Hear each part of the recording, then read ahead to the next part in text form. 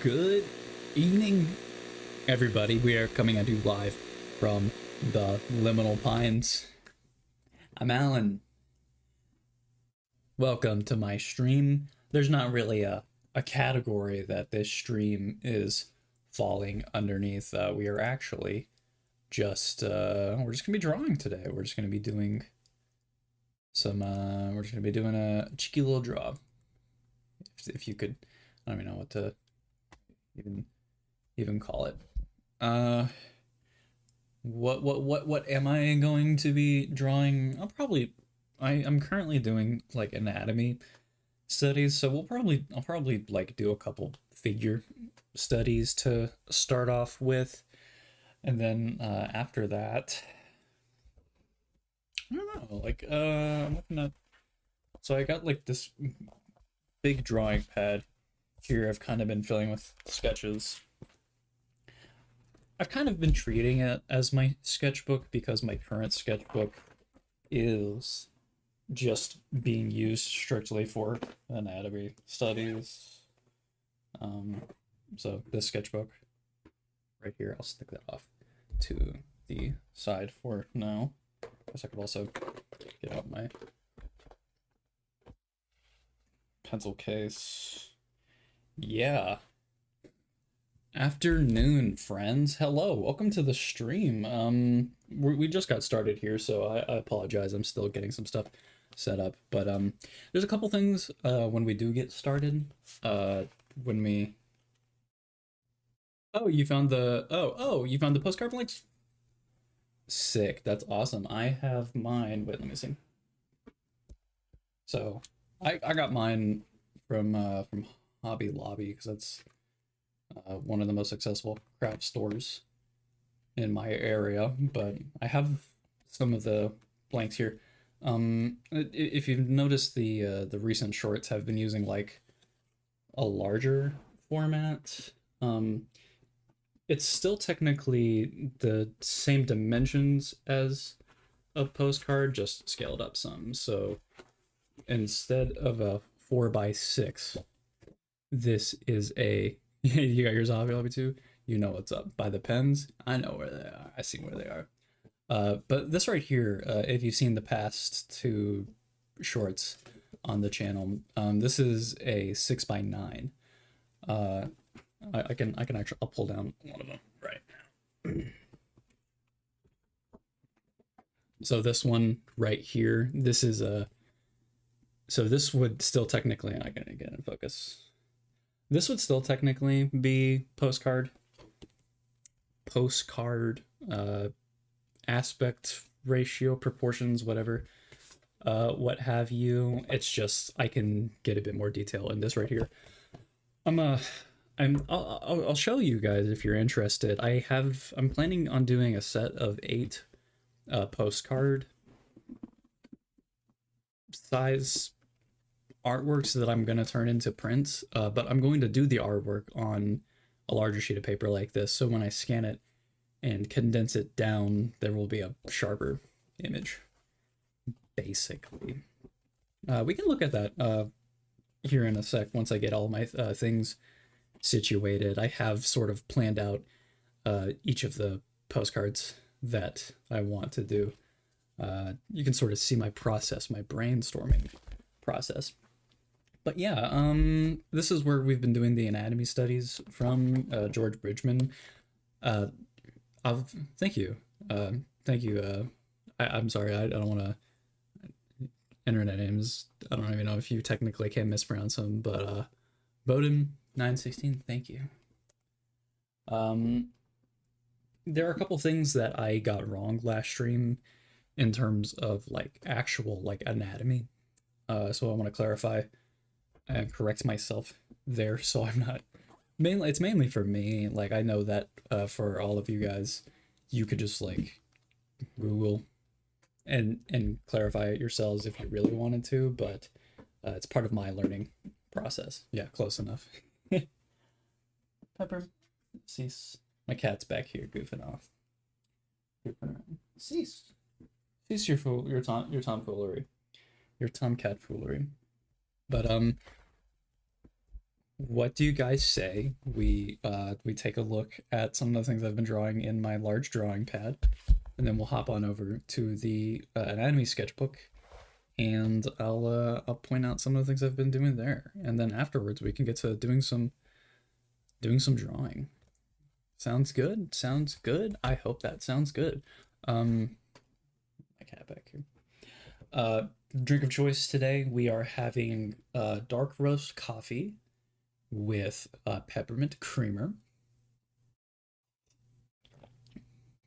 Quite delicious. Oh, peppermint mocha creamer. I'm sorry.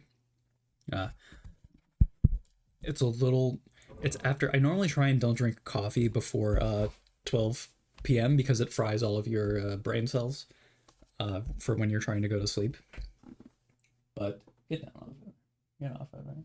Get down. But, see, he's only acting silly because I'm in here doing this right now. You're gonna put in a big screen while you tidy up the room. Oh my gosh, thank you so much. That wait, no, this is big for me because I do that to a lot of people. So to be the one that's on the screen, absolutely fantastic. Actually amazing. I do a lot of my household chores, watching videos, listening to videos. But yeah, let's get this pointed down, and we're gonna see some stuff, all sorts of lovely things. Here we go. I have to change the focal length on this real quick so you can see what's up. I need to move my coffee somewhere where I won't bump into it and knock it down. I think that's centered. Centered enough for now. Situated. Okay, so here is kind of just like flipping through. Yeah, you can't see because it's. Please don't drop you. No, don't worry. I would never drop you. I'm holding you with both arms. I'm cradling you with both arms. So this is sort of, you can sort of see, it's a mixture of anatomy and faces. A lot of drawing like faces because I still suck at like Loomis heading and like drawing like expressions and stuff. So it's like I'm trying to just draw more, if that makes sense, but also kind of just like playing around and stuff. When it comes to like my art style specifically, one, I don't feel like I have one, but two, I'm trying to develop one. So it's like I'm trying to balance sort of nice simplified lines, but also like a certain level of rendering that I find satisfactory, and it's a long and arduous process. It's a fun process, don't get me wrong. It is just like actually the worst thing ever trying to find, because you know, in order to make good drawings you have to make a million bad drawings. So you see, we'll be drawing some legs today because I went from the torso to the legs. You can sort of see, you see what I mean though? It's like you have different levels of like rendering here and like line weight, stuff like that. It gets kind of tedious, I guess, trying to figure it all out, but I'm in love with the process, so that's why I keep on doing it. Yeah, actually, as far as like this page goes, I don't hate it. I like this expression right here, and then this one's fun too. I'm trying to like let loose a little, because like Loomis heading is fun and all, but it's like I want to I want to play. I want to play around with my thing, with my art. You know, it's like I'm in my playing phase. I'm in my play era. So a fun fact with these pages right here, if you're wanting to study like composition and stuff and like putting your characters into it, literally just like find a movie that you like and just take some stills from it, and then just draw your characters in place of those. So if you're ever like struggling like finding an eye with like composition or something, like literally just take a frame from a film you like, and yeah, it should be fun. No, the process definitely should be fun, and this sort of keeps it fun. Sort of like playing around a lot. But yeah, take stills from like frames of films that you like, and just literally just draw whatever you want on top of them. No one's gonna tell you what you can and cannot do. Here's the final page that I have created. See, I go through periods of like feeling like I'm able to draw, and then I go through periods of like I can't draw and I'm the worst artist that has ever existed. So it's like you have your days. I find warming up helps a lot with getting into a flow state. And what you do to warm up, obviously, it's going to be different for you than it is for me. But yeah, that's kind of I don't have much to say uh about a lot of this. It's just kind of we doodle, we draw, we do what we want. Yeah, that's a closer look at that right there. Just since I have it here, probably wondering the title. Infinity. I hear me out. I'm a little hot. Well, I was gonna say hot-headed, hot-brained. I'm an airhead, I guess, so I have to name a lot of the things that I do. So this one's named Infinity. Why did I name it Infinity? Like, did I just do it randomly? It's like, no. I named it Infinity because you have like the clouds behind. And to me, like infinity, like when you like look up the sky, it's like it feels infinite. And it's kind of like a double meaning as well, because it's like you have like what looks like to be like an infinite number of lines. But then you have that juxtaposed with the second infinity, which is like the modern technologically like electricity based infrastructure. So it's like you have sort of like the natural infinity juxtaposed with the like the man-made infinity. Uh, it's very liminal if you want to give it a word, which this is the Liminal Pines. We we love those juxtapositions. Yeah. We'll pop into, we got legs and stuff. This is studying directly from Bridgman. We got freehands, we have ones with underdrawings, we have larger studies of the muscle groups. So one thing last week that I incorrectly, or at least I believe I incorrectly showed you. You have to forgive me for this. I claimed, or at least I believe I claimed last week, that the Sartorius here was part of the quads. It is not, in fact, part of the quads. It is distinct from the quads. The quads actually are your tensor vaginae femoris, your vastus externus, rectus femoris, and vastus internus. So it's going to be this mass right here. And of course, we can simplify these four muscle groups into one larger muscle group, just known as the quads, because they're not really that well defined individually on their own. They are just in this diagram, but not usually. The Sartorius is actually very interesting because it connects to the apex of your iliac crest. So this little bit right here. And it comes down in the front of your leg, wraps around your leg, and then it connects to your, I believe it connects, I don't have the book right here. I believe it connects to your lower leg right here. Probably I believe it's like around like the back of the knee. So like that's very interesting to me, because why would a muscle need to connect from here all the way around your leg to the back of your leg? For one, it helps you to rotate your leg inwards, I believe. I don't know if I have the Sartorius labeled over here. Or, yeah, it rotates the inward thigh, so it rotates it inwards. But interestingly enough, it's not responsible for bringing your leg up. That's responsible for the quads, your upper leg. What it actually does is it bends your knee. It brings your lower leg sort of backwards. So if you were standing up straight and if you sort of like lean like forward a little bit and you like squat down a little, you can literally feel that muscle sort of, if you like sort of do a little flex or a little movement there of your lower leg, or I guess if you're sitting down too, you could also do it.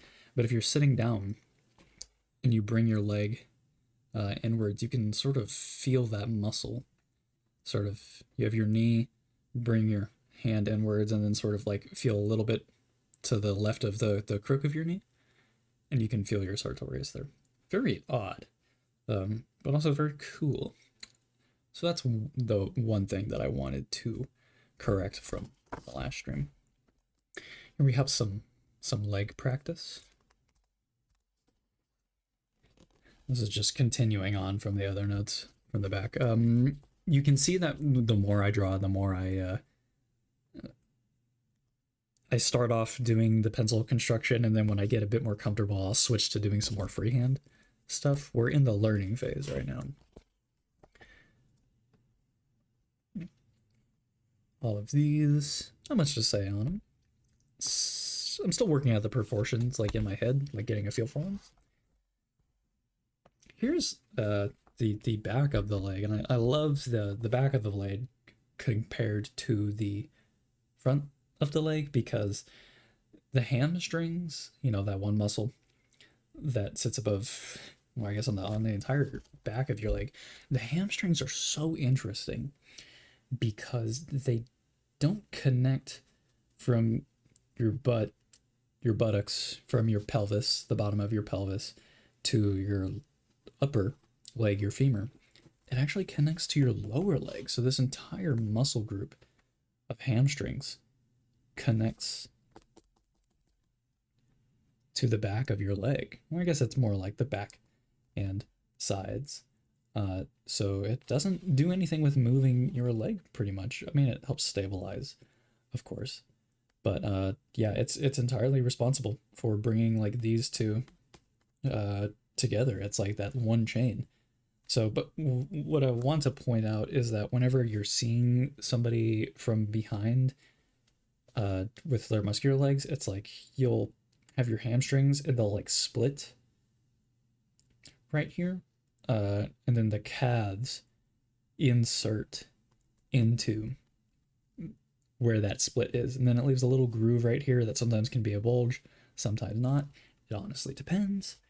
And then you have your gastrocnemius, gastrocnemius. I don't really know how to say it. Your calves, as this like big mass that sort of wraps around the top half and the back of your leg. So it's really, really cool mechanics that are going on there. Here we just have some simplified stuff. I'm not going for the same level of detail and like carving out that Bridgman does, but we're using him as a basis for the learning portion at the very least. You have some more. It's hard to find a lot of models like that are posing from the back because most of them will be flexing from the front, at least like muscular ones. But I was able to find a few. This is from the front. This is freehand right here. So this is sort of using my internal knowledge of the structure and the forms and trying to just trying to make that happen without doing a lot of underdrawing. Perfect. And then that's all that I have in that right there. So let's do some drawing.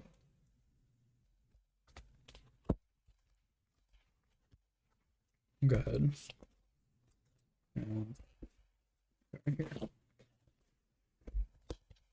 If you would hold on for just a second, I'm going to turn the fan on in this room that I have here because it's a little warm. Also, I'm going to put some headphones on so I can listen to music while I do this as well.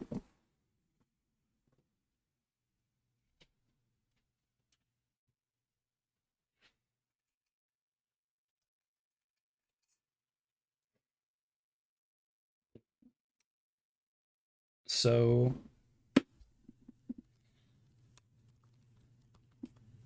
well, I guess I said that I would talk about the postcards. So actually, what do you say I pull up my Google Doc that I have on those real quick, so I can give you guys a look at what I have planned. Does that sound good? Sounds good to me. Let's go here.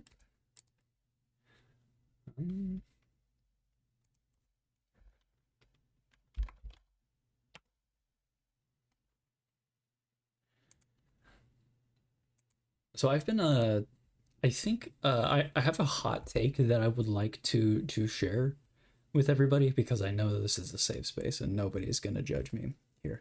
But I have a hot take specifically on like platforms like Reddit or any other forum posting websites. I think that there is such thing as like dumb questions, or maybe not just like dumb questions, but just no, like I'm gonna say it, dumb questions. I hate Reddit. I actually really do hate Reddit. But I love it when people can't formulate opinions by themselves, so they have to see what the subreddit thinks about like their opinion, or just or just that they're like, okay, I'm gonna use an example. Let's say like I'm about to play a new game that's coming out. Let's just say Arc Raiders, because that's what I've been playing. So if I went on like to Reddit and I went to r/Arc Raiders and I said, hey guys, I'm going to play Arc Raiders, and that's like all that there is. I think you should just like delete like your like operating system off of your computer or your phone or whatever you're doing, and literally just like get off of the internet. Uh, it's like it's like I don't even know how to describe it. It's like if you were like eating a delicious meal, but you couldn't start eating it until you shared with like a million people that you don't know that you're going to start eating the food. Um, just eat the food, man. I don't know what to say. Uh, just just do something else. Does that mean I'm a mean guy? I get it. I do get it, but I'm gonna send that to the screen.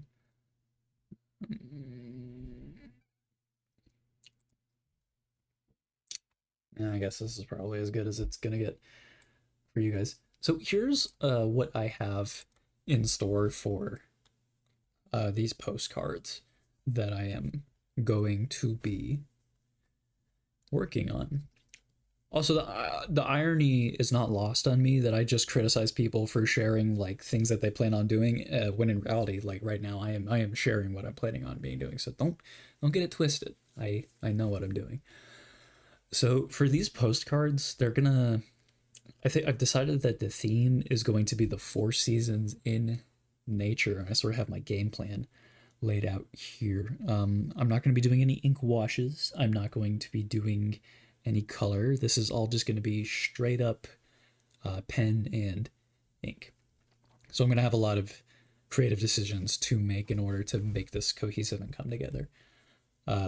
So what I've decided to do is I've decided to have each of the seasons and to split them up by day and night, or what I have considered Sol and Lune. Yeah, I am a bit of a bully. I get it. Yeah, I'm just here. I'm here just speaking my mind and showing off my terrible, awful personality. Don't worry. Don't worry. So what I have here is for winter, for the daytime, I am going to be doing a snow-covered field with a lone tree in center frame. I think the trees, obviously it's not going to have leaves on it. I think this would be really cool in order to use negative space effectively, because there's going to be snow everywhere, of course, but then you're going to have this like singular crooked looking tree kind of in the middle of everything. It's not original, but I think it'll look cool. And then for nighttime, I think I'm gonna be doing a like a POV shot. So imagine like you had a camera and you were walking through like a forest, kind of just like having like a densely planted grove of like tree trunks. That's sort of like they're brighter in the front, but as they extend backwards, they sort of fade out into like complete darkness. And then you can see the snow on the ground and everything. I think that would look really cool. And the idea with like the winter theme here is to display decay, silence, but also like still. I guess silence would be covered that, but like also like a stillness, sort of solitude. Not that those are all can like those can be good things, but like I want to evoke sort of that feeling of being alone outside in the middle of nowhere, nobody around you in the middle of nowhere. Duh, nobody around you, just like looking out into the world. And then we go to spring, and if you notice, my wheel of seasons here starts at winter because, in my opinion, everything in nature and life is predicated on a foundation of decay. But that's nerd stuff, so we won't get too much into it. Spring. Wait, that sounds so edgy. Wait, I should be edgier all the time. For spring, for the daytime, we are. I want to emphasize sort of spring as like being this like bountiful, sort of like sudden growth after winter, because while everything is predicated on decay and will return to decay, there are sprouts of life in between. Again, not the first person to make this connection. It's just what I want to show here. So for the daytime, we're gonna have a thick field, wait, a thick field of flowers. So just a lot of tall grass, lots of flowers, with the tree off frame, casting a shadow over the grass. And I want to give the question, like, is this the same tree from like this postcard right here? I'll find a way to visually link them, of course, but again, I want to draw a comparison between these two. For the nighttime, we're gonna have some fireflies in a meadow, with the moon in the background. But I also want to show that this meadow is still surrounded by these dark silhouetted trees, and I think that would be a cool image. It's kind of showing that there's always something lurking behind. Then moving on to summer. For Sol, we have an open blue sky. And then I'm thinking as like a frame for this one, we're gonna have little blades of grass that are peeking like in a circle around it. So it's gonna be another like POV shot, as if you were like laying down like in like the grass and tall grass and sort of like looking up. And I want to show how summer is kind of about like it's about like heat, and it's like the vibrance of life, but it can still be just as contemplative as like winter. That's sort of what I want to get across. For Loon, we have the reflection of a moon in a still lake. I think that with summer, I think that I know people associate like summertime with like being like frantic and sort of like being on the move. You know, kids are out of school, people are going like outside to the beach, but like I really want to capture that sereneness again with summer. I want to capture the feeling of like a warm breeze on a summer night while the moon is high in the sky. For fall, I want to show off for the daytime, sort of again another POV shot. It's gonna be sunlight breaking through a canopy of leaves, but like obviously because it's fall, some of them have started to fall. We're sort of resetting that cycle. But like you'll have sort of the visual contrast of the trees that still have a bit of leaves with the ones that have already started to lose theirs. And then for the nighttime in fall, another serene a serene composition, it's just going to be a creek, like a still creek. It has started to rain, uh, falling over these like lichen covered stones, kind of showing that that like when I think of like moving water, you think of like progress, but like progress to what? Same thing with like if you have like moss or lichen covered stones. If you really think about it, what does moss and lichen do? It breaks down stones. So there's that metaphor of decay coming through there. That's my thoughts. That's my thoughts on there. So I've thought about like making a video on doing these postcards here, but it would be a longer video and it wouldn't come out until I'm like 100% finished with them. The main reason I want to make the video is because I kind of want to show the artistic process for like a project like this, especially when like AI is so prevalent in quote unquote art. People who are actually artists aren't like using generative AI, or at least people who call themselves artists hopefully aren't using generative AI and passing it off as their own. So I want to not just prove to other people, but sort of like prove to myself that like I'm capable of like seeing a project through from beginning to end. Coffee.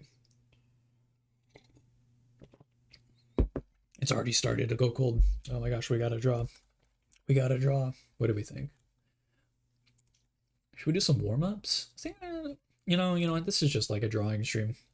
We're shooting the proverbial shit. So let's just do some. Let's just do some. I don't even know what we're gonna do here. Let's draw a circle. Let's do a Loomis head. I like doing Loomis heads because I suck at doing Loomis heads. So we have our head here. Maybe it's tilted down a bit. Sort of. There's the middle right there. So here we go. Any art forms like that. A photographer, and you block pretty much anyone who sends me AI stuff on Instagram. Yeah, it's bad right now, and what I hate about it most is like AI bros who like they swear that generative AI is the future, when in reality it all kind of looks like crap. And even if it didn't look like crap, I have no interest in any, because you can show me a beautiful thing like any time of day, but like what really makes the subject kind of beautiful to me is that there's a person behind that. You know what I mean? It's like someone who has like worked to make that thing come to life. Like I'm interested in like what it takes to build a skill like that more than anything. So that's how I feel about that. So if our head is like tilted down, you know, so here's the issue that I have with like Loomis heads a lot of the time, and let me know if you have this issue yourself. Heads are not perfect spheres, and a lot of the times I have like issues like not having the sphere here, if that makes any sense.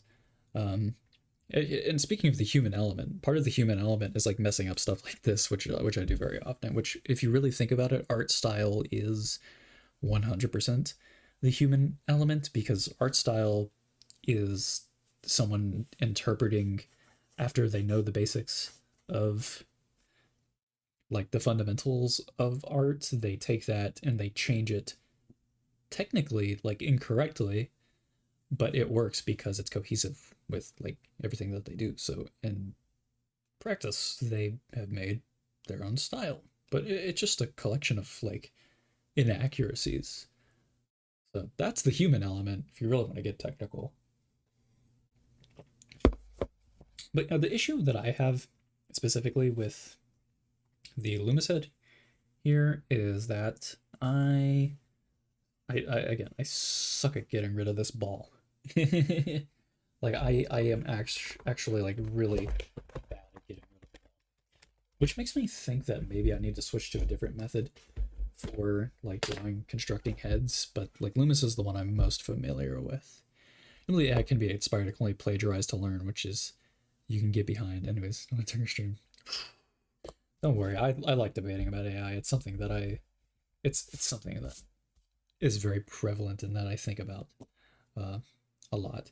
Yeah, you're right. And AI really cannot be like inspired because AI it's generative in the sense that I'm doing too many scratchy lines here. AI is like generative in the sense that it literally does just like steal whatever it comes into contact with. I mean, that's like there's like no glazing it beyond that. It's like it literally just steals. Uh, and then it generates based off of the data set. That's literally, I mean, that's all it does. It's there is no inspiration. To me, inspiration is like a clear like desire, but dang, there's no desire there. That's so here's the thing with like perpendicular axes. So as far as I know with like ellipses is that one thing that'll always be true about ellipses is that no matter on any angle, if it's a true elliptoid, I don't know what do you call it? It would always maintain its 90-degree perpendicular angle no matter like what angle you were to draw it at, if that makes sense. So what would be happening here is that we have the side of the head that is technically an ellipsis, it's a circle, but it's always going to maintain its 90-degree like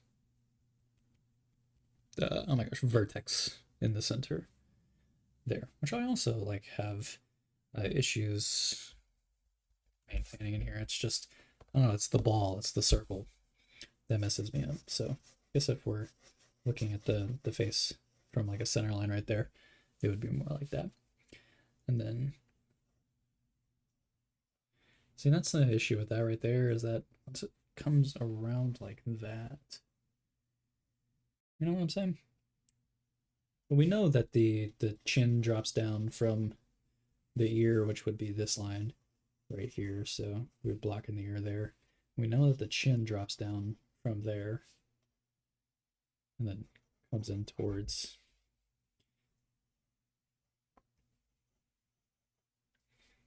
right.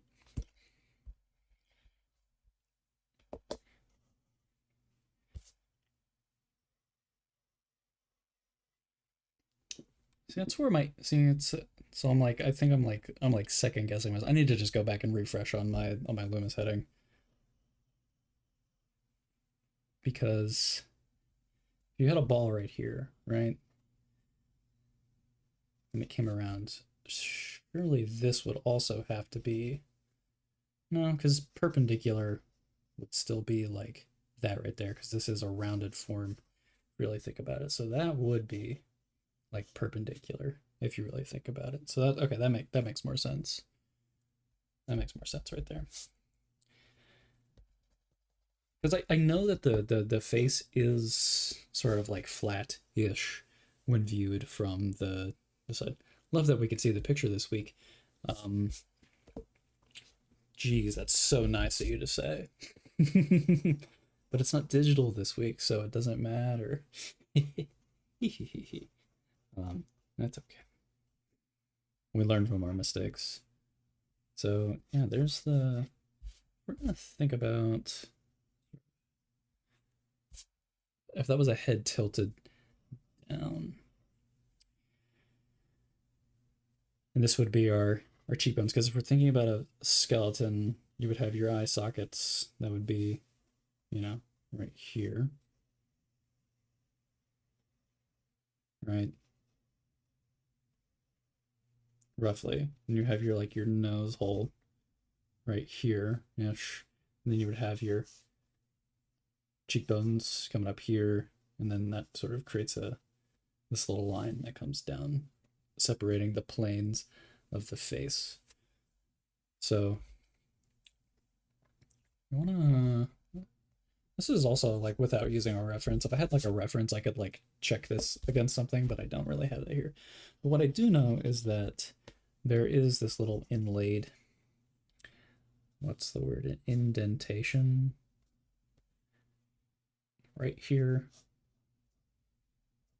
And this is more of like a painterly thing if we were like talking about like showing like the shadows of the face. Like this would all be in shadow if lit from above because it's sort of sunk in, and then these would be like the tops of your cheekbones. All right. So, but we have our center line right here, which would mean that our nose drops down. It's roughly in line. So if we're gonna go based off of thirds, it would be this, this, then the halfway would be like roughly there, and then the hairline would be like roughly right here. So your nose would drop down, and because he's looking down, they are looking down. I don't even know if this is a man or a woman yet. Be looking down, so that would drop down, correct? But it would be a three-dimensional form, so it would be more like this right here. It would be a block coming down, right? And then from that, we would have our nose from like a little triangle right here. But because we're looking down, this overhang of the bridge of the nose is going to be right here-ish, because it's going to come around for our brow line, which would be like roughly right here. So, right, nose would be, we can make it rounder, we can make it just softer, we can make it blockier if we have it like that right there.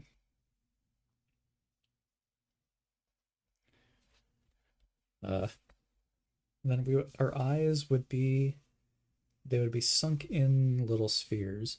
And the cool thing about spheres is that no matter what angle you're viewing them from, they're always going to be spheres. So you can just draw two spheres, and you don't have to worry about doing this business, because your eye is going to, take that sphere, and then it's going to wrap around that sphere, like that. Your eyeball, weird looking eye in the middle. But we also have to show that right here, because we would call that like the center of the eye. We could show it off as like, if we're looking down on it, we would see the top lid wrapping around like sort of like that, right? So it would be kind of like, can make the eyes a bit bigger, smaller if we want. We would see more of the rounding of the bottom lid, right?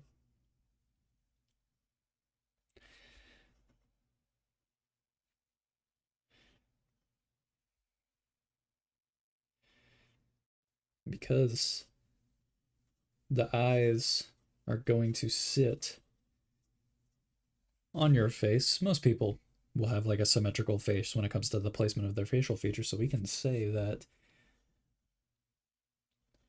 that is going to be the case here. So we would still have a rounding. We would have a rounding going on, because that would be the top eyeball. We could show that there's a bit of an inlay too, with like the eyelid when viewed from that angle right there, because part of your face would be cut off from that, I would think. We're doing guesstimation. We're putting our knowledge to the test, right? And your other eye would sort of, maybe this one's not rounded enough. Maybe I need to like round that a little bit more.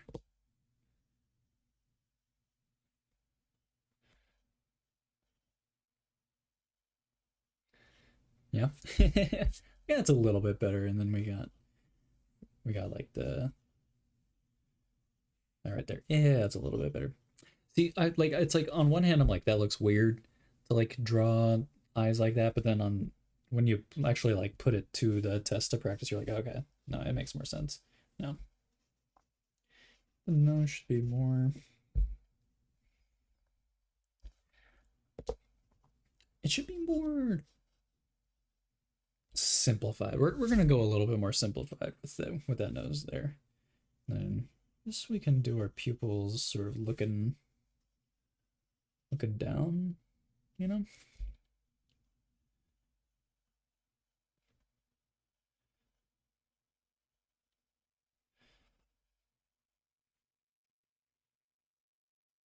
Yeah. Then we're going based off of our guidelines here. The cheekbones would be like here, and then it would start coming down to down here.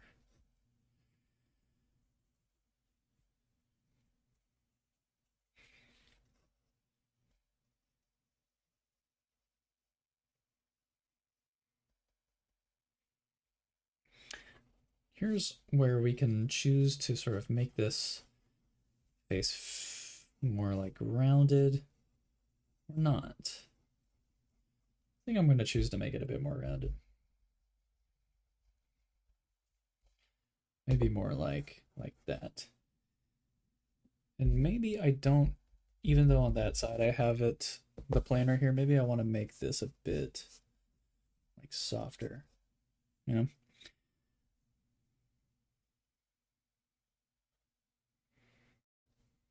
Like that.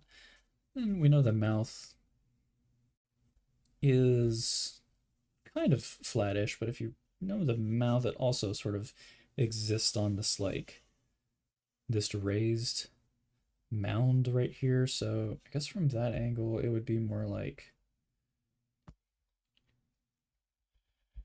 where we're going to imagine it. Whoa, cool drawing. It's not cool yet. We're working on it. We're doing a lot of like theory right here, quote unquote theory. That makes any sense. Sort of maybe bring that in, but see, we're playing around. We're playing around. Maybe soften up the chin a little bit more. You can make it like really pointy, like anime, but it really does. No, I'm definitely not good at drawing. I appreciate the compliment, but we're working out. We're working out stuff here. I will be good at drawing at some point. You know what I'm saying? We know the mouth sits on like a mound right here, and it would sort of come around, then like that. So if we're going based off of, you know, the lips would be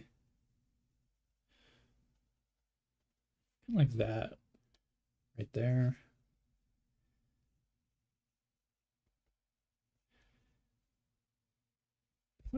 Maybe it needs to be a bit further up. That's sort of where I'm like me. It looks at you because you can't draw. I mean, I get what you mean, but what is it like? There's like there's a phenomenon when it comes to like learning any new discipline where it's like it seems simple on the outside, but then once you get into it, it's like really complex, and there's actually like so much more to like learn about. You know what I mean? Uh, would be making them look kind of weird. See, my thing with like mouths too is like how much do you draw? It's like, do we show the bottom lip? Do we show the top lip at all? Comes around like that. Like that, I guess. Like we need to like soften it up a little bit. These definitely like aren't in line. That's okay. This is just a sketch after all.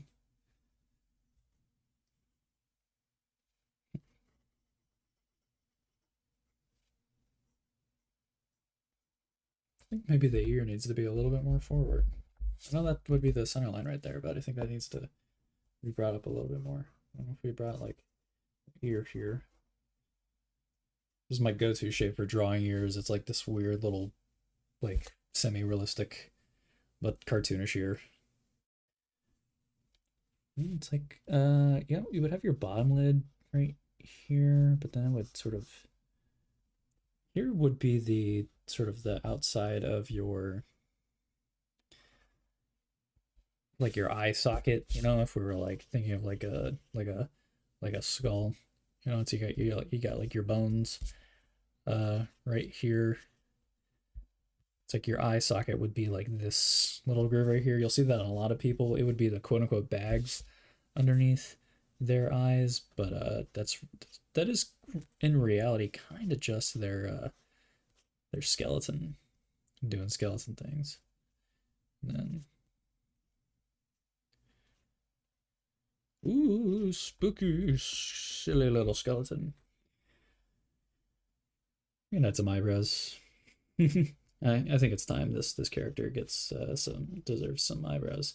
What kind of eyebrows? I like eyebrows that I like doing. I like doing little just blips. If that makes sense. I like doing little blips just like that. They're simple, they're kind of unrealistic, but I kind of really like doing them. So let's round out these features a little bit more. Maybe we could bring that up like that.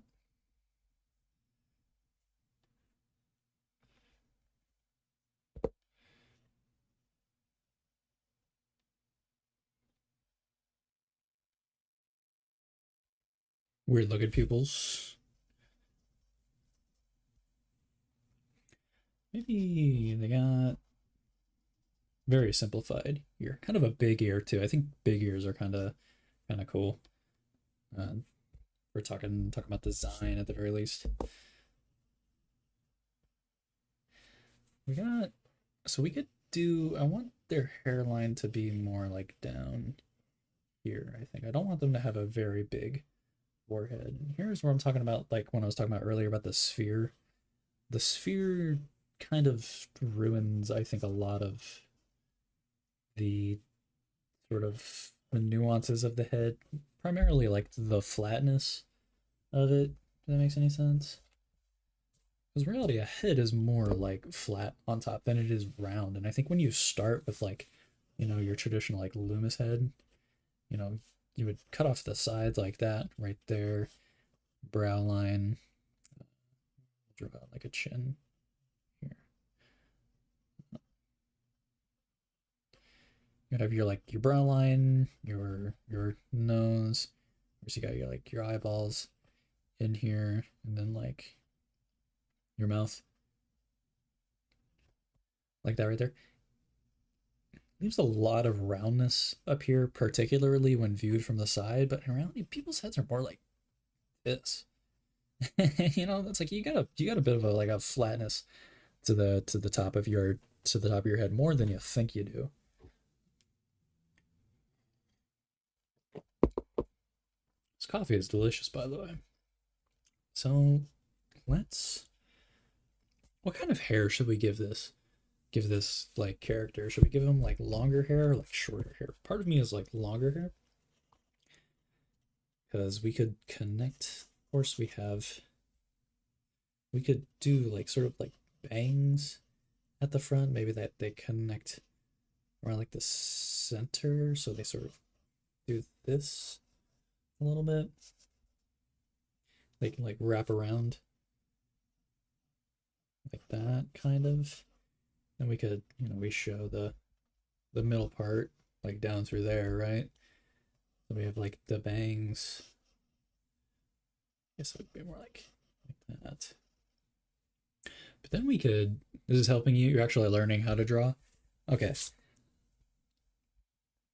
that's great. I don't know.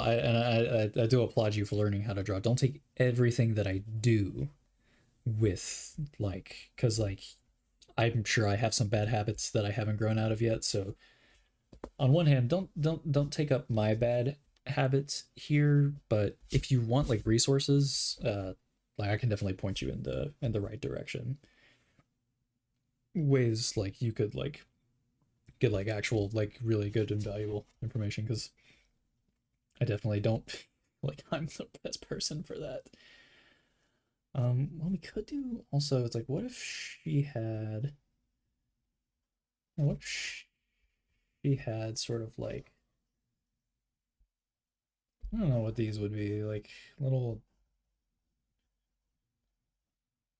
tassels, you know what I'm saying? If we were looking at it sort of like that right there. They're connected on the side. What if you had like little tassels sort of like hung down right there? If the head is tilting that way, that would be lower, so we're correct on that. Then maybe the rest of it. So we got, would bangs work? We're gonna make the bangs work.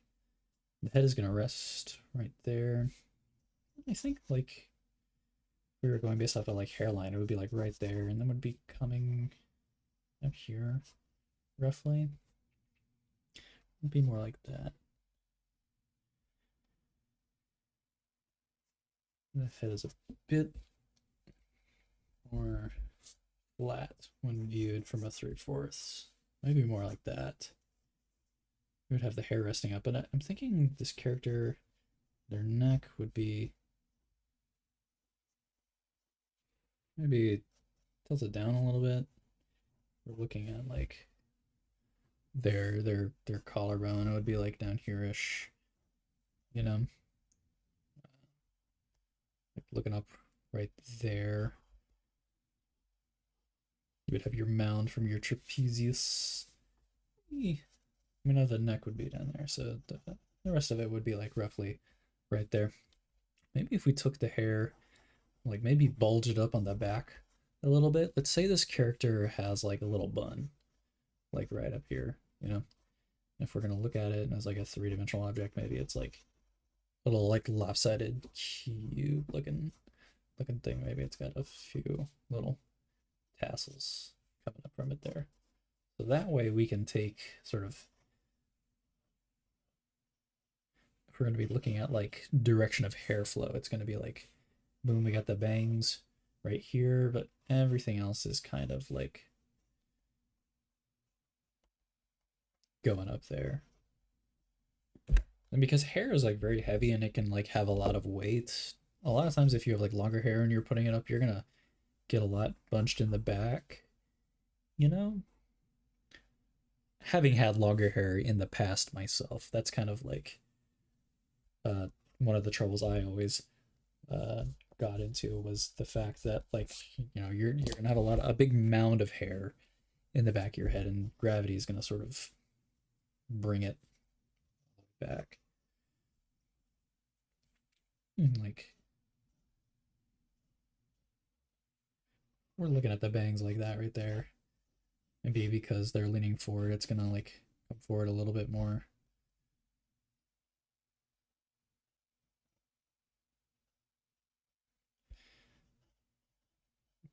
And because this is art, we can show the eyebrows through the hair as well. We can like sort of make that creative decision, you know what I'm saying? So maybe, yeah, we can add a little shadow coming from the chin right here down to the neck. We can do that. We could also do the same thing for, because this is going to be like hair, right?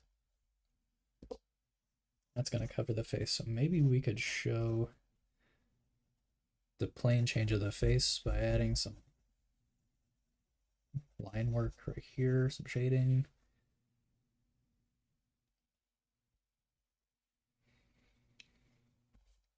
Oh, exactly. I guess because this part of the hair would be more facing away from the light source, we could do that. I'm still not quite liking the eyes. What is it that I'm not liking about the eyes? It's probably because they're not even. I don't have a specific way that I draw eyes currently, and I'm just trying to get over that hump. I'm thinking that maybe I should just, maybe I could just flatten them out a little bit. Maybe I can bring it down. So if we got our apex right here, it's gonna like go from here to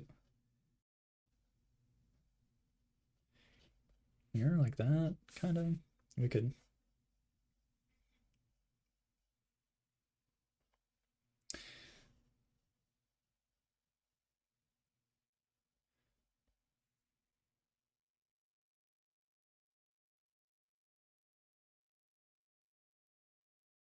Or like a death stare. That the pupil is definitely too far to the right.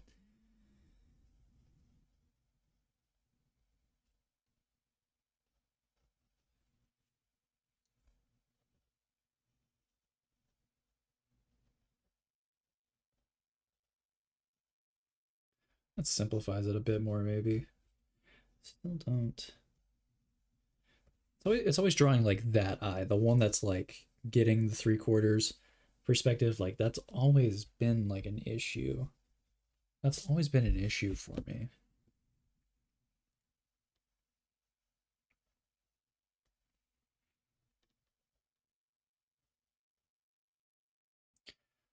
Always happy to work through it though, you know?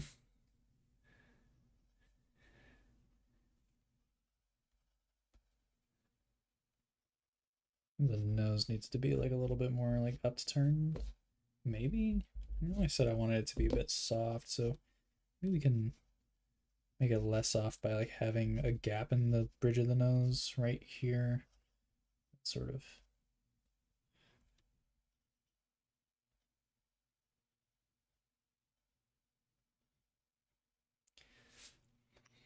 Yeah, I know I initially said I was going to do anatomy going off here, but you know, it's kind of fun to do other things.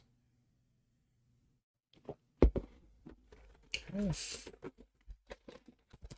do a little bit of inking. Why don't we? Because that's always fun to do. We'll start with the eyes because those are like the weirdest things to do. We're gonna try and do a little bit more.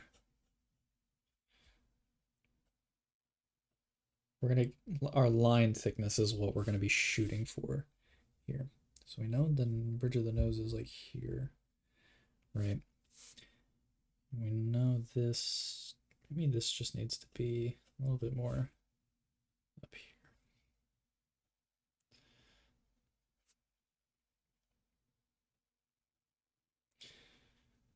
Show a little bit of the tear duct right here by leaving like a little bit of a gap there.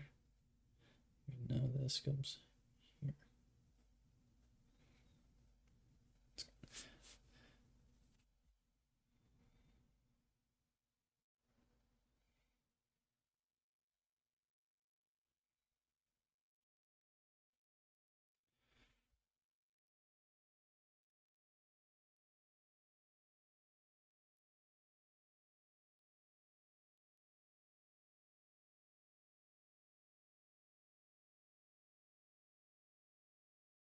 I don't even know what it's supposed to be. What is that supposed to be? I suck at drawing eyes. I really, really suck at drawing eyes. Whatever. We can make this a bit more messy, you know. We can sort of like liven it up a little bit more.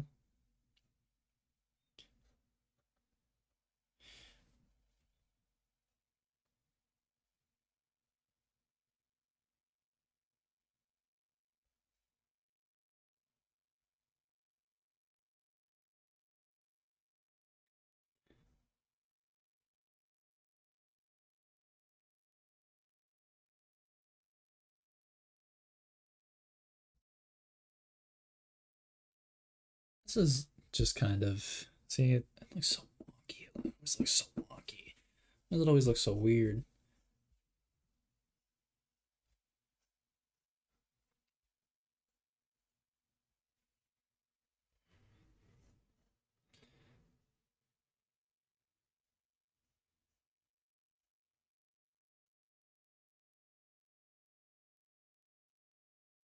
We're gonna channel our inner Kim Jong Gi and kind of just like lay down a mess of lines for the hair because that seems to be what he uh, is able to do.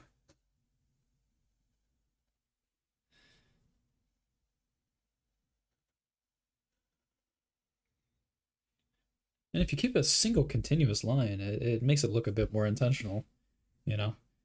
It's definitely, I've seen a lot of people you know, like chicken scratching, which you know has its merit as far as like actual rendering goes.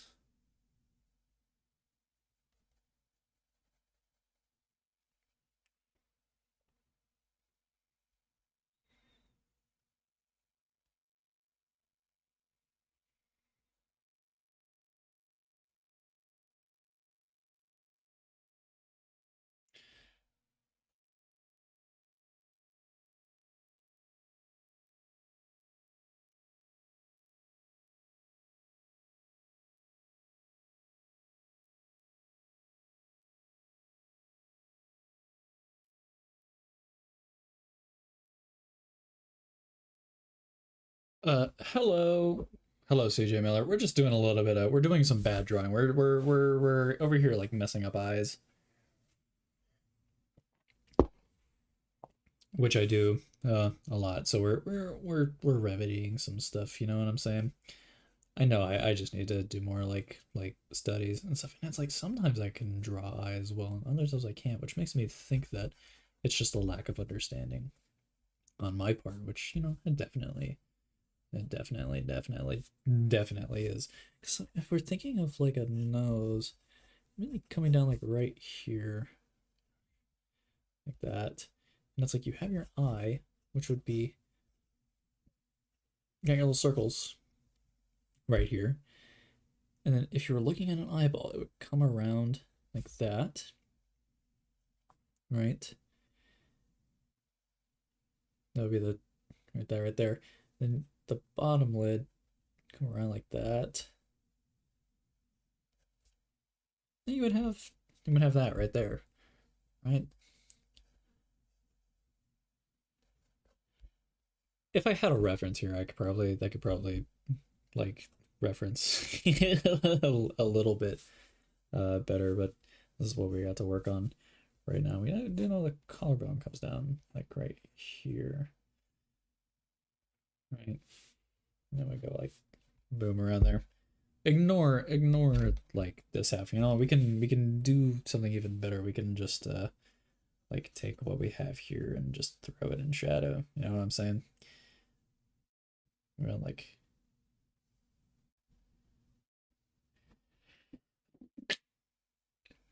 excuse me. You just take everything here and just throw it in shadow.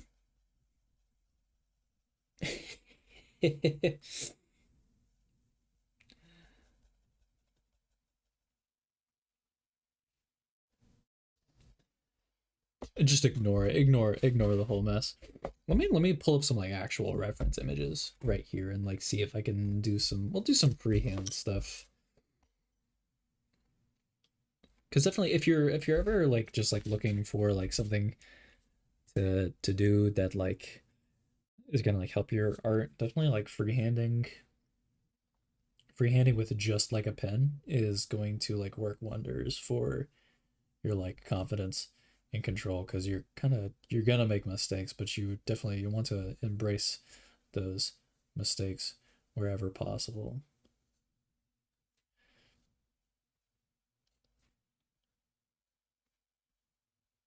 you know.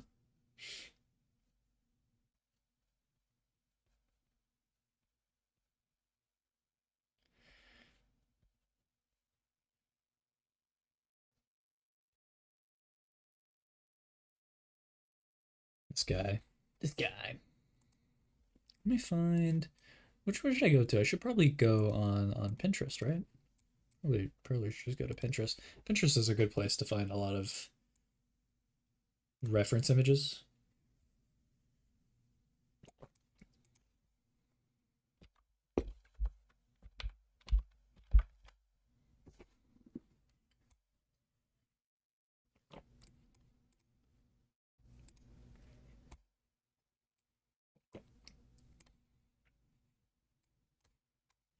Again, we're gonna try and channel our Kim Jong Gi.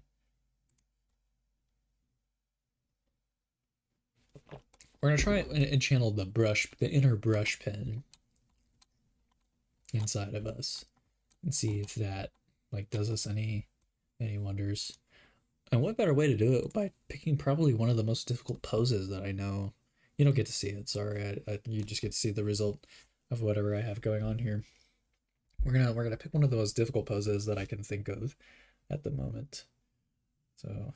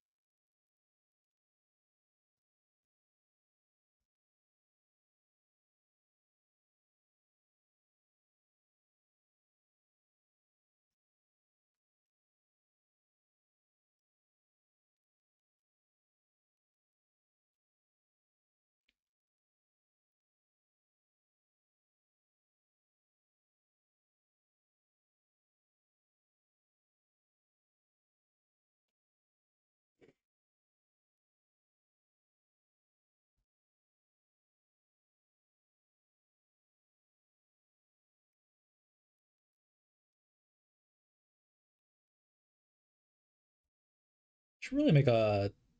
It's like I feel like people are constructed so like poorly. It's like why do we have such like weird facial features that like change so drastically depending on like the angle that you are looking at them from, if that makes sense?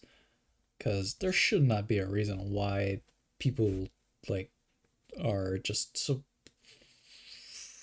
weird looking from certain angles. You know what I'm saying? It genuinely baffles me how no one ever talks about this. We just act like it's normal.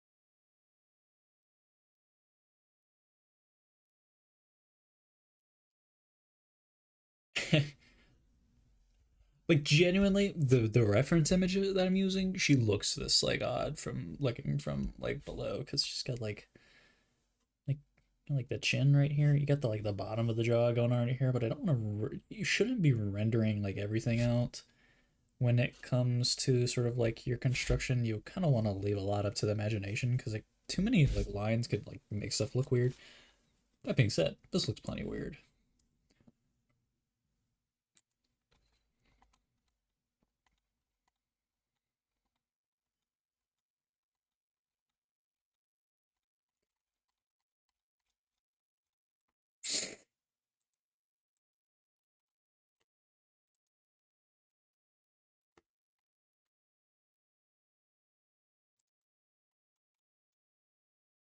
And I definitely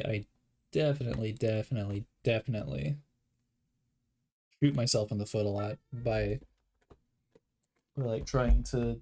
I wouldn't want to say like shoot myself in the foot, but like I try and challenge myself a lot, which leads to a lot of like really bad drawings. But it just is what it is. It's just a part. It's part of the process, man.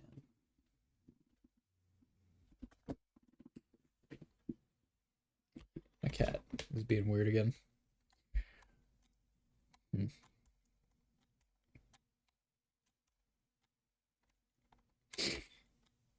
You can go look if you want to see faces that are a little bit more like planned out. You can always go look at my sketchbook tours. You'll probably find more stuff in there that you like than what's going on right here. It's like when I'm drawing people, it's like I need to just start with the egg shape right off the bat and kind of just like flatten it at the top. We're gonna flatten it a little bit at the bottom here for this person because they have a very like angular wedge-like face.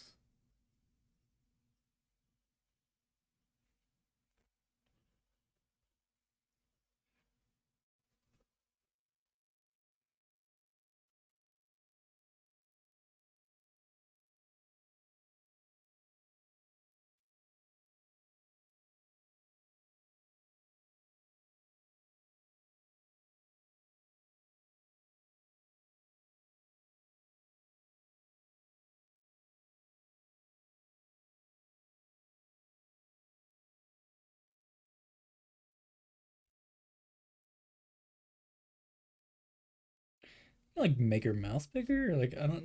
You can't see what I'm seeing right here, but of course, can like we're gonna exaggerate like the size of the mouth here a little bit for this person.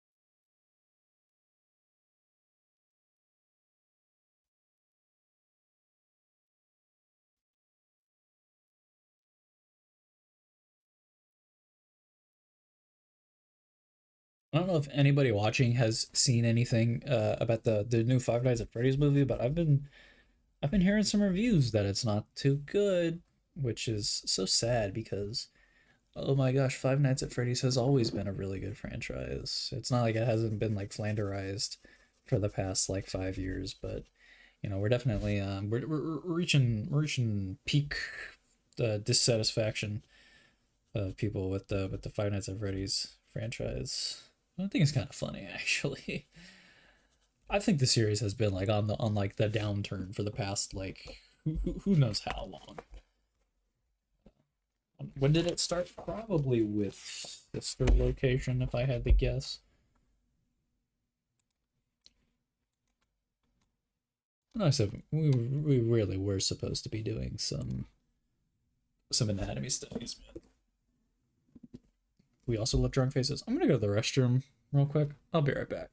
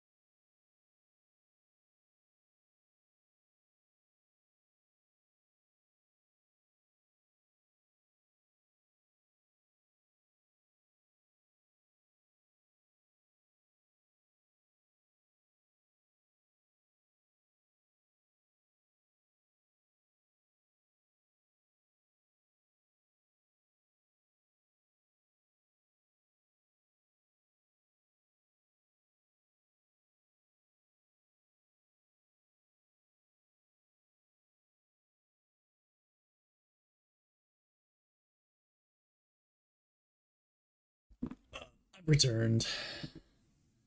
I have returned. Thank you to anybody who has been watching this entire time. You truly are the goats of modern society, it seems. Let's go ahead and let's do some let's draw a little bit bigger. Why not? We got the space for it on this paper here, so we probably should.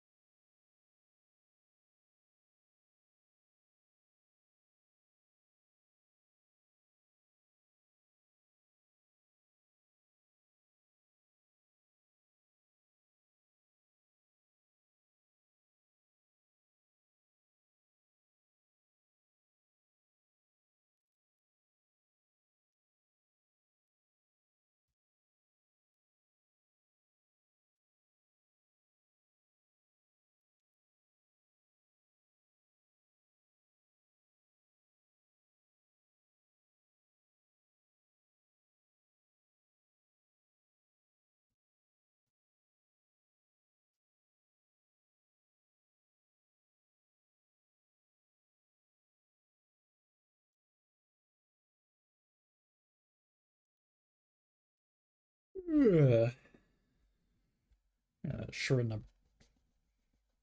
the overhang here a little bit.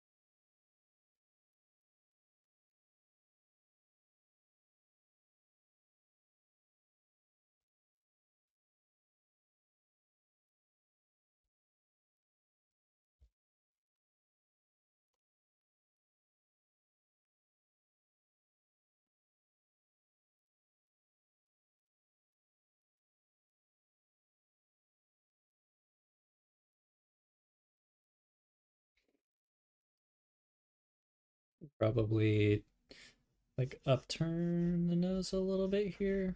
You know what I'm saying?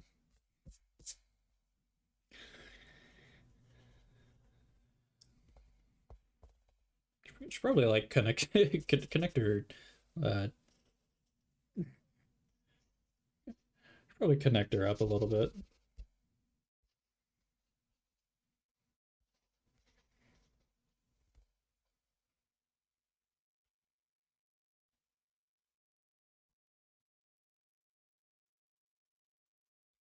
We got a big shadow right there coming down. Then this particular reference image I'm using, this person has like a little collar, like Shakespearean ruffle collar thing going on.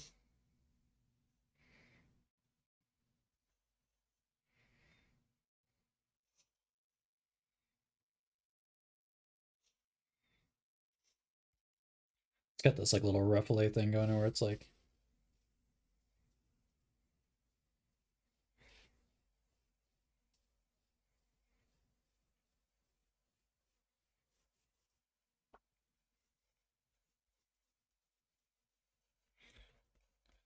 lines, lines, lines. We're not caring too much about the lines that we got going on right here. See, I'm never satisfied with like the eyes. I think it's just one of those things that I just need to like learn to like work out. You know what I'm saying? I keep on saying you know what I'm saying. I know what I'm saying. I guess it doesn't matter if anybody else knows what I'm saying. You know? You know?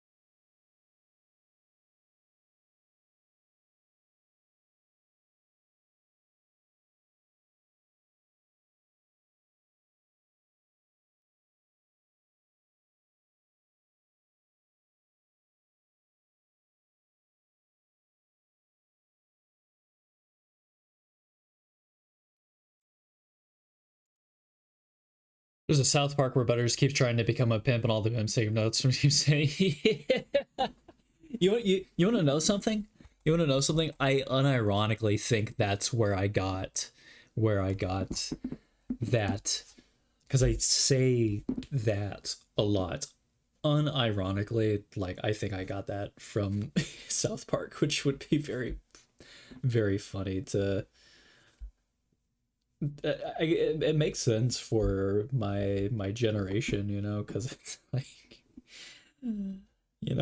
grew up on South Park. I like grow up on South Park. You know what I'm saying?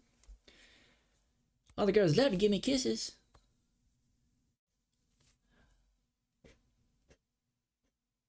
Or he doesn't get kisses. He gets kisses from, or no, he did. And he goes, "Yes, I do believe I know what you are saying." South Park is I like how like there's people out there who will try and be like, "No, South Park is falling off," when it's like, well, you're still talking about it, so I don't think South Park has uh fallen off as much as you think it has, which, you know, I think it's very funny. Hmm.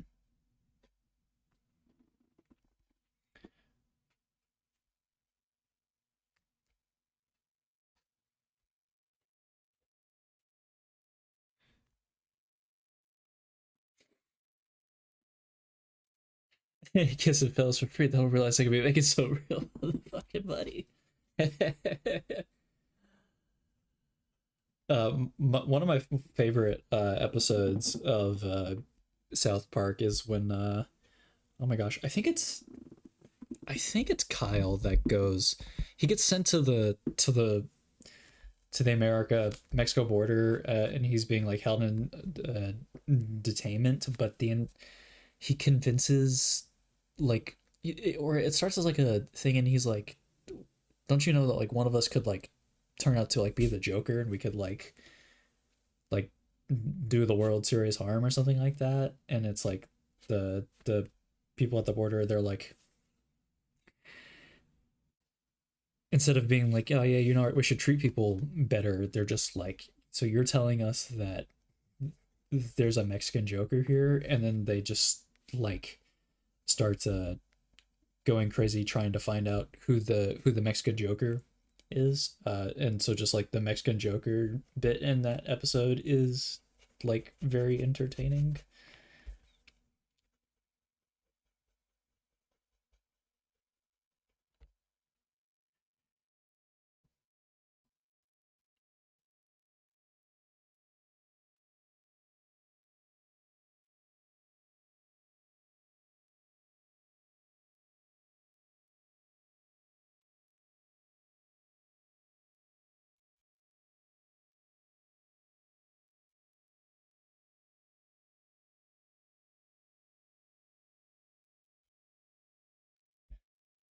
Doing some that was a poor explanation on my part of the Mexican Joker bit from South Park, but it's still always it's like I genuinely was like, I don't laugh out loud a lot, but when I was watching an episode, I was like, this is like some really funny stuff. I was like, like guys, TV is funny again. What the heck? South Park was out here cooking with the Mexican Joker bit. No one was telling me.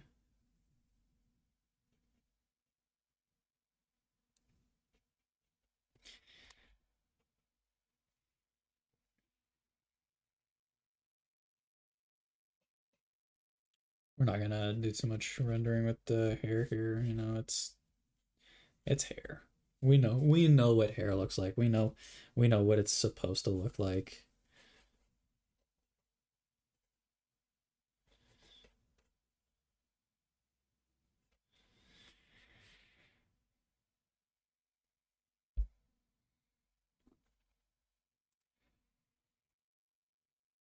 Oh, oh, you know what I'm talking about. There's some people out there that might not know it. Maybe they can they'll be like, "Oh, no, I want to go watch this episode because the guy on the internet said that or described it very poorly. So like I want to go watch it for myself. So that's kind of my purpose in life here. You know, if life is gonna have any meaning, it's gonna be whatever I just did right there. You know what I'm saying? You know what I'm saying? You know what I'm saying?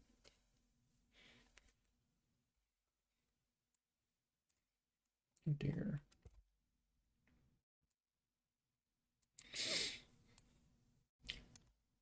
Looking at this in my reference episode, they're not perfect. I really wasn't trying to go for. I mean, you can't see my reference, obviously. I wasn't going for accuracy on this. I really am kind of just like messing around. I keep on saying that. I think it's obvious that I'm just messing around. So when I'm just gonna start work on doing the Lord's work, spreading South Park gospel. Yeah, we love South Park. I'm going to start working on my like doing like the art for my comic in circles here relatively soon within the next like few months. I got to get a bunch of stuff like in preparation for it, but I again, like one of the things I'm struggling with is like what level of like rendering do I do? It's like, do I want to go a bit more like realistic with the rendering, sort of like you know, it's like do I want to like something like this? It's like, do I want to like try and like hit all the proportions and everything to be more like accurate to like human, like the way that humans actually look, or it's like, do I want to like cartoonify it a bit more? Do I want something in between? I want something that's gonna be like kind of in the vein of like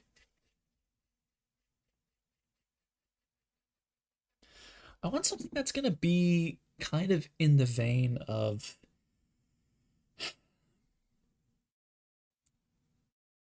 I'm trying to think of an example.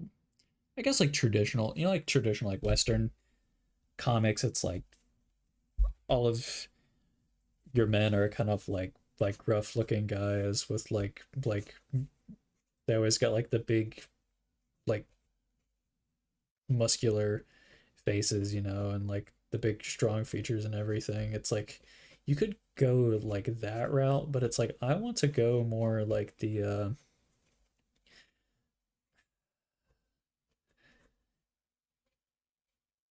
I don't know. I guess what I'm trying to it's hard to like put some stuff into words sometimes. I don't know if any of you have seen Arcane, but I don't know what style you would call it. Maybe like sort of like exaggerated semi-realism. I like it when people can sort of like take characters and sort of like elongate their features or like squash them to like be a bit more exaggerated. I like really like it when people are able to do that. And it's like I know it takes a lot of practice in order to get that level of intuition when it comes to like drawing people like caricature. Um it's hard though, you know what I'm saying? It's like very hard.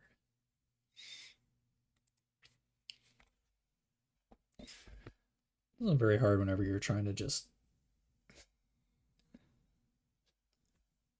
we're gonna try and forget stuff. It's always very hard when you're just trying to see. I'm trying to like messed up with this one that I'm doing right here. Drawing that face is already as hard as it like harder than it needs to be.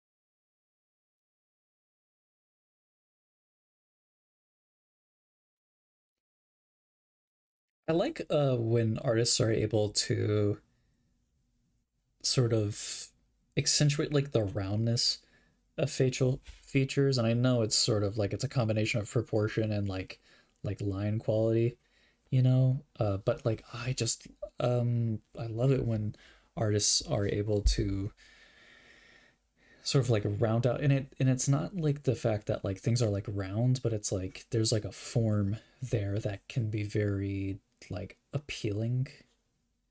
That makes any sense? You know what I'm saying? You know what I'm saying?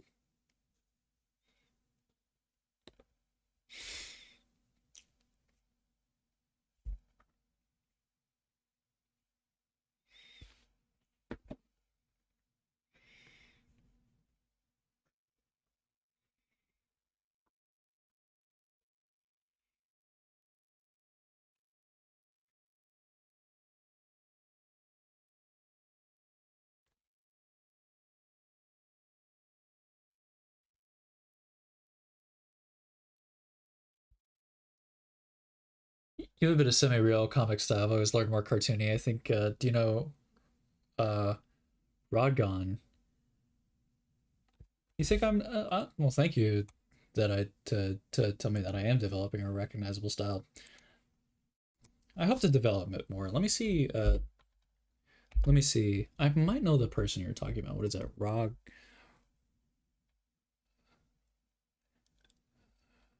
Uh, Rodgon. DGON. I think I might know this guy. Yeah. Okay. So yeah, I have seen this guy before. I'm not logged in right now. I don't know if I'm subscribed to him or not.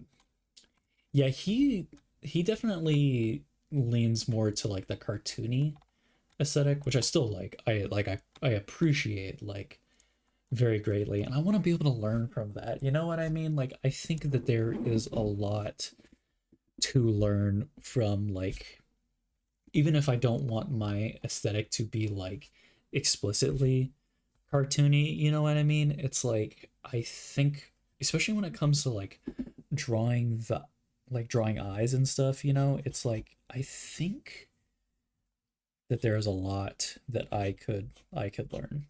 I'm also like, I mean, like any other like person on planet Earth currently, pinups. Yeah, pinups are so dope. Oh, you have a book of pinups? Oh, that's so cool. I love art books.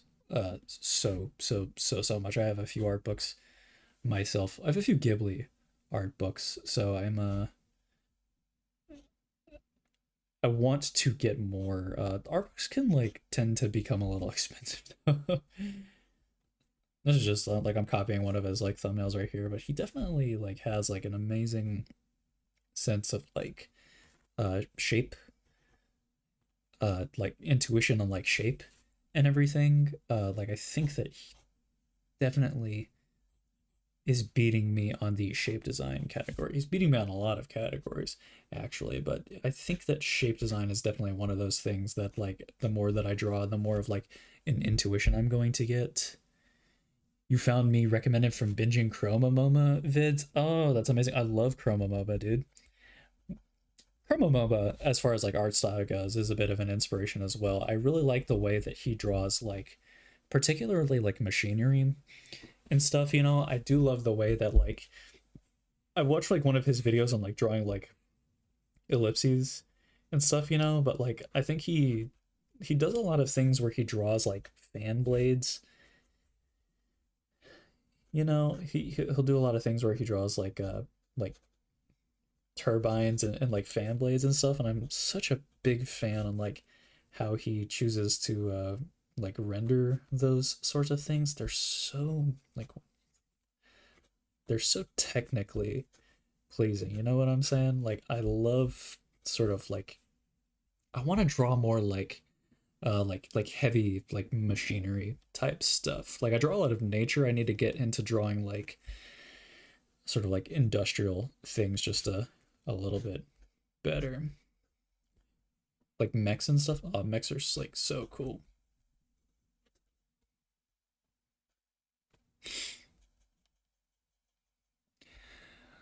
Same with photo books. That jerk sent me down a dip, but a dip and black hole. You know what I'm saying? Oh yeah, you know what I'm saying. Dip pens. Oh my goodness, I have a dip pen set. So the reason I like switched to doing fountain pens is because I liked dip pens, but I wanted like the portability that comes with doing uh like fountain pens, and so that's sort of what I like graduated to after that point. Now I like really love drawing with fountain pens in particular, and I won't shut up about it. I've made a few videos on fountain pens in particular. I think fountain pens are like such a great tool, but I'm biased because gosh, I just have so many fountain pens.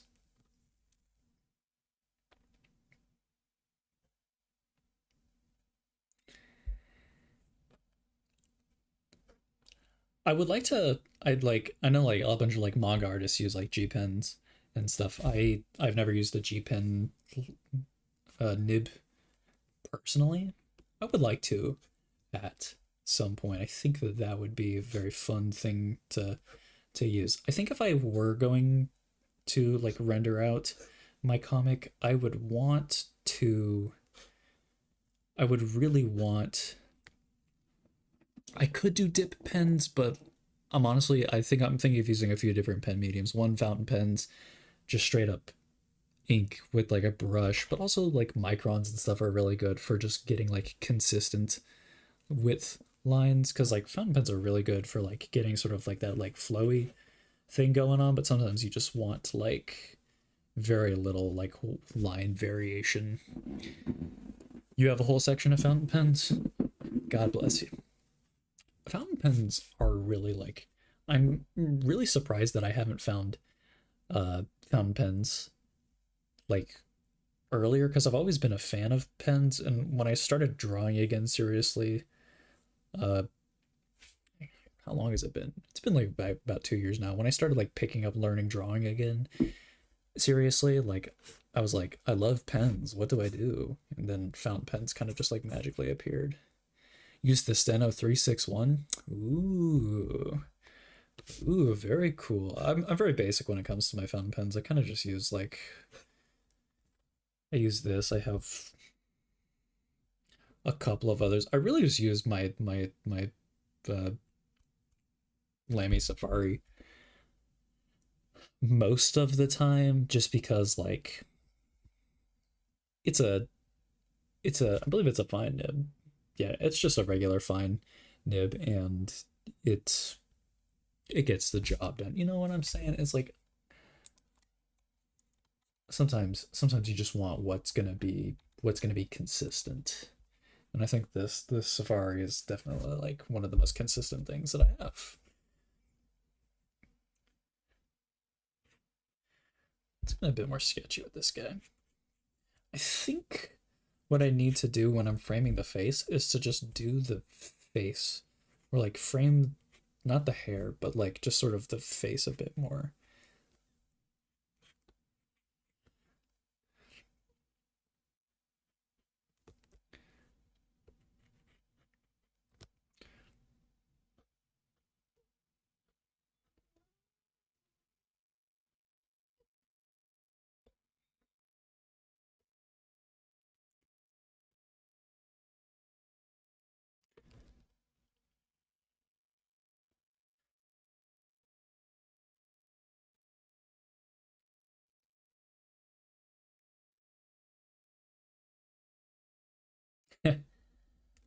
Sorry, I'm laughing at like my own jokes in my head.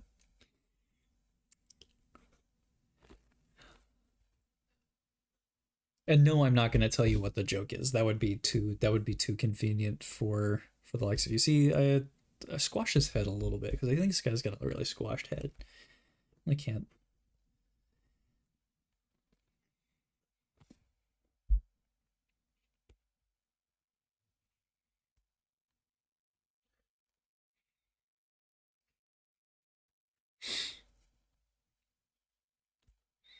I challenge anybody that is ever watching this now or in the future that I challenge you to find my references on Pinterest. And if you are able to successfully find them, I will send you a gold brick in the mail. Now, will it be a real gold brick or a fake gold brick? That's for you to find out.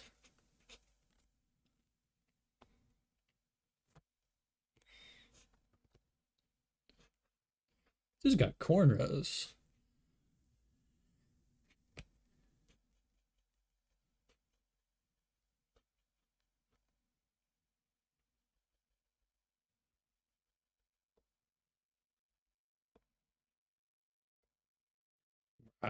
We scribbled. We scribbling. Oh my gosh, do you ever just like sit down and like you're like breathing normally and then you get like a whiff of like your own breath and you're like, man, that stinks.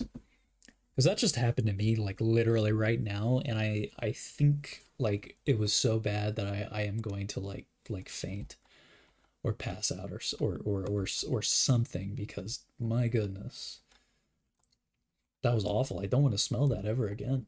I didn't even eat anything crazy today. I'm kind of just like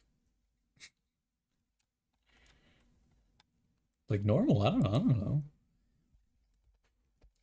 We'll do one more. We'll do one more little sketch and then we'll call it a night. It's getting pretty late. I've also been streaming for almost 2 hours. I told myself that I would be streaming for just an hour, but I always just get into like that groove and flow of like drawings where I kind of just like forget that time exists. You know what? I almost said it. I almost said the phrase. We're actually never going to use that phrase again. We're actually never going to use that phrase again. And you know the phrase. You know the phrase. We'll freehand this guy. We'll do him bigger on the page because why not? Is my camera on? It's a little bit right here.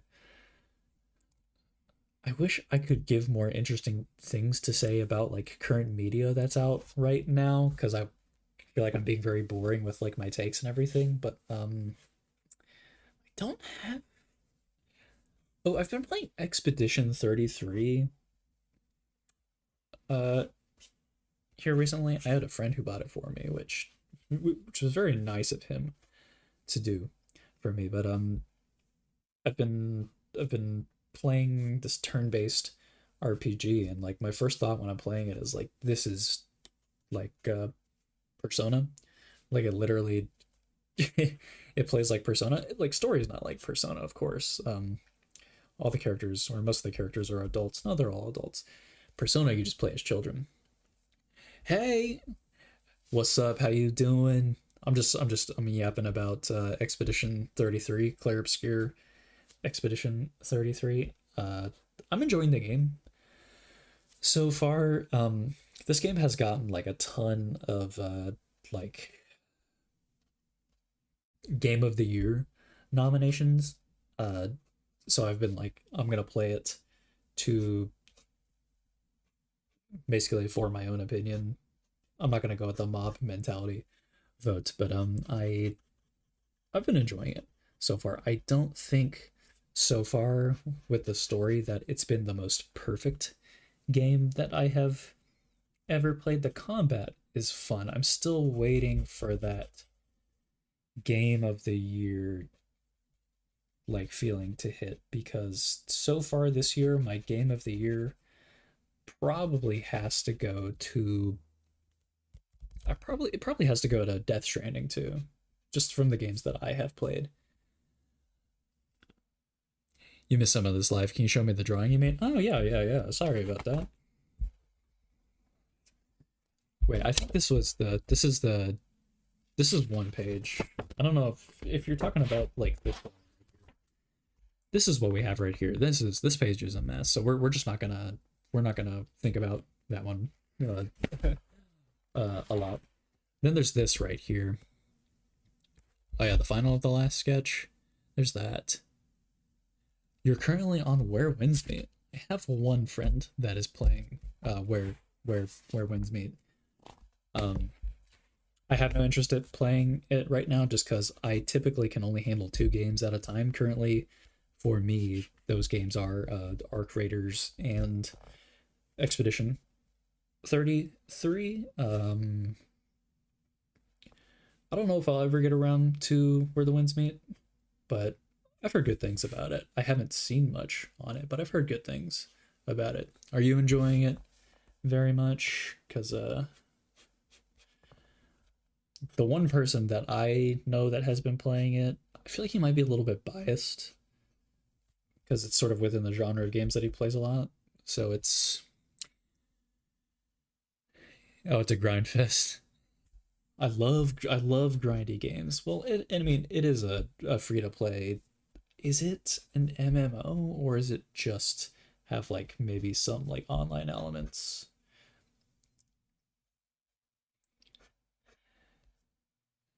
Because it's beautiful.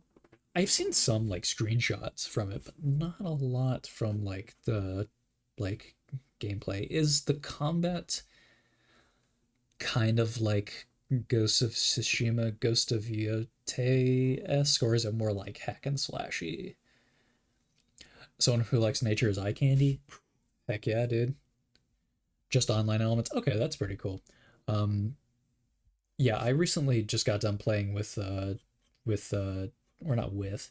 I recently just got done playing Ghost of Yote, and that game pretty visually stunning, but quite lacking on the how do I say this without being, I mean, it lacked in every other regard. The gameplay I found to be quite stale compared to the first game, and the narrative was kind of a slog for me. And I, on one hand, I'm like, I feel bad for saying that, but on the other hand, I'm like, I paid $70 for the game, so I can say whatever I want to say about it. If Dark Souls and Black Desert had a baby, ooh, that's very interesting. I like I've the only Souls game I've played, Souls esque game I've played has been Elden Ring. So my Souls knowledge is not very up to date, or it's not the most like up to date, or up to date isn't the right word. It's not the best. We'll just leave it at that. I really enjoyed the. I only played about 30 hours of Elden Ring. I got to Radon, like Star Scourge Radon, not like DLC Radon. But I want to go back and continue playing it. I just it got away from me, and I started playing other games. Oh, hello, oh my gosh, Broflovsky, how are you? You like the art? Thank you. Well, we're just doing some light sketching here today. Really, it hasn't been anything crazy. Also, very ironic that you have a South Park profile picture because we were just talking about South Park. So, welcome.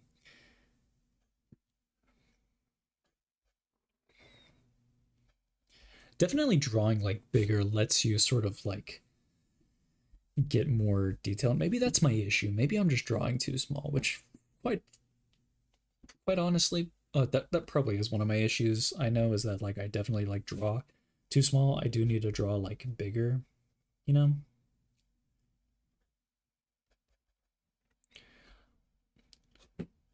Also, you gotta hold me accountable. I don't know if I said you know what I'm saying yet. I feel like I haven't, but I also might have.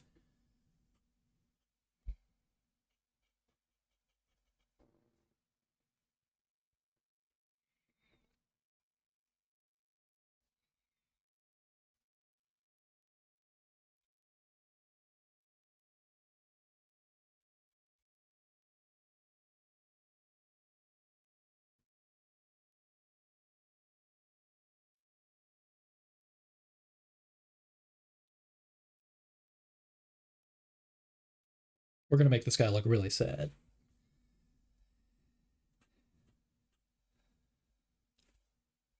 Not sad, but sad.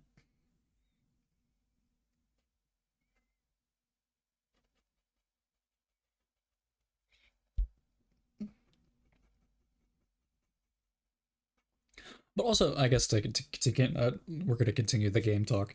To if I'm gonna like think about like games that I did play this year, like new releases. If I'm playing new releases for this year, Death Stranding 2, Hades 2, um, and Expedition 33. I don't think I played any other of the. I can't think of anything else like brand spanking new that I played this year, but those have been I enjoyed Hades 2 a lot. I don't know if I would give it my game of the year. I enjoyed it quite a bit, but again, it was just more of like Hades. Um, and it's like I really like Hades, but like I do think for me, Death Stranding 2 kind of was just like that sweet spot for a sequel for me. And I'm not like a Kojima glazer, but I do definitely like the like okay, I'm a bit of a I'm a Kojima glazer actually. I think that that is something we can establish here.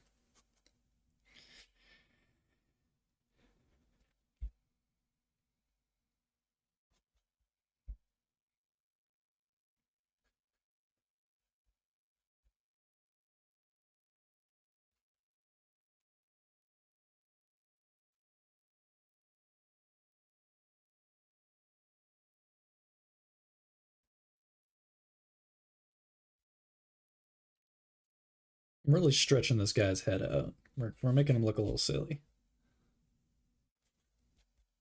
We're caricaturizing him, some would say.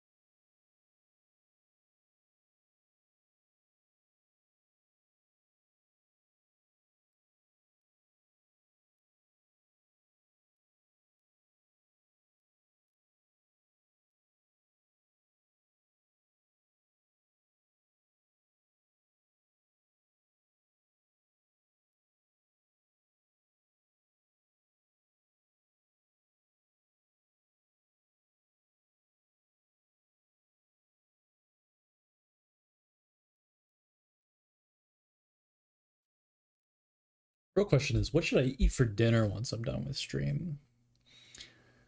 Because I gotta eat something. I really don't know what I want to eat. It would have to be something quick because I'm supposed to hop on Arc Raiders and play with my friends at some point. So, like originally I was gonna do pasta, but I think now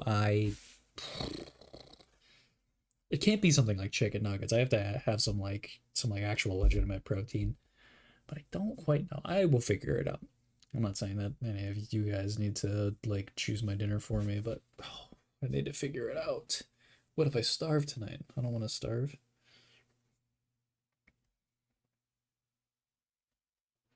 We'll do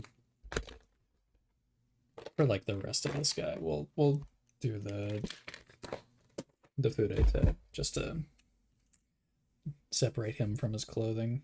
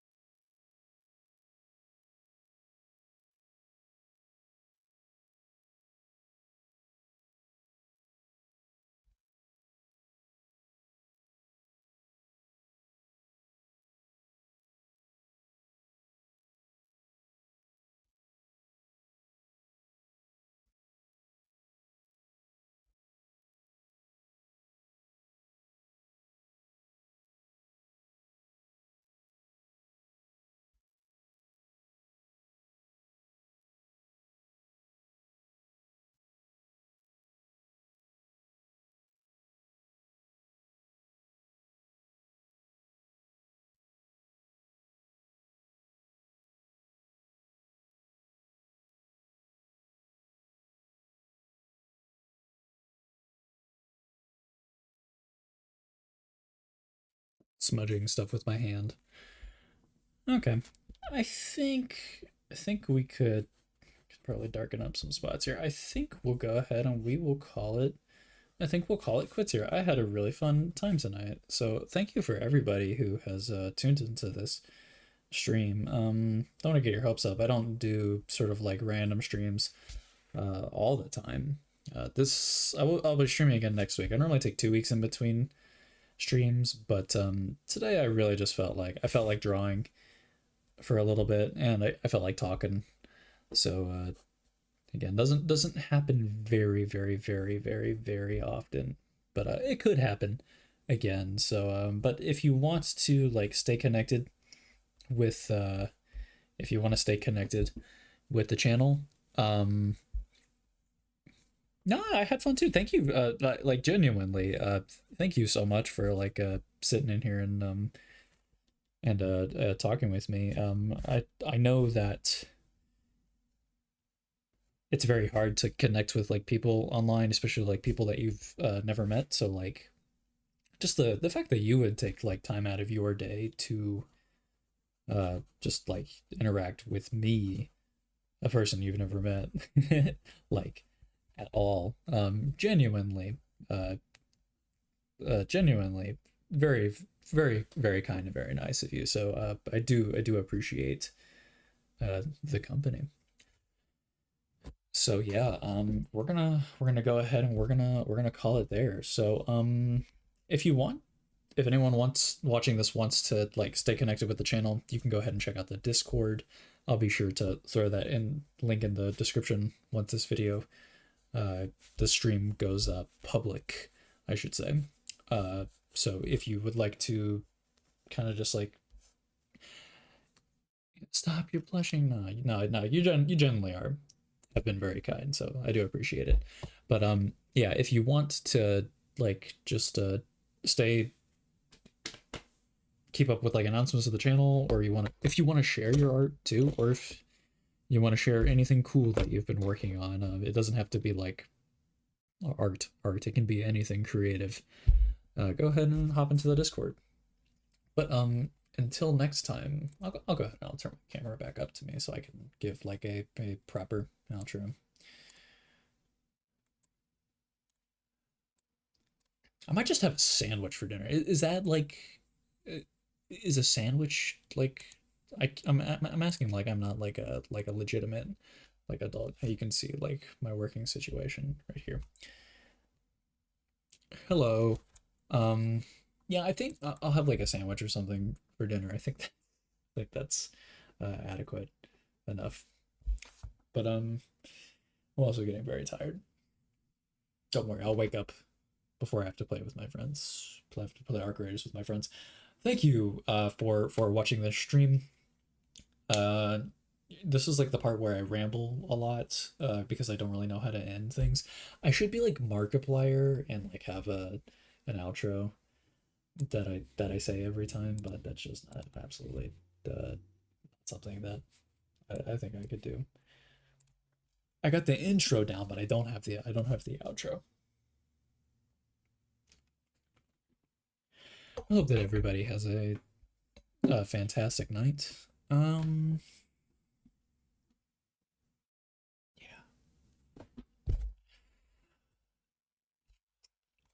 Wait, I'll say I'm going back to the Liminal Pines. I'm going back to the Liminal Pines. Maybe I should just like hit the outro and then just like talk and then just like slowly fade my voice out so it's like I'm like walking further and further away from the microphone, but